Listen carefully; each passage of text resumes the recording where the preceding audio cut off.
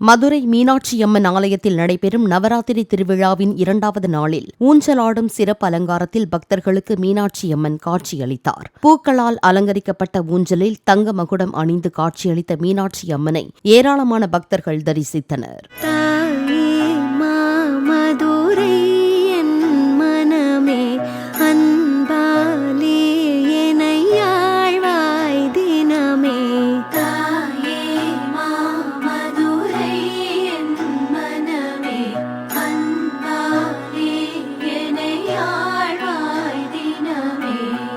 ஆட்சி என்றால் மீனாட்சி, ஆட்சி என்றால் மீனாட்சி,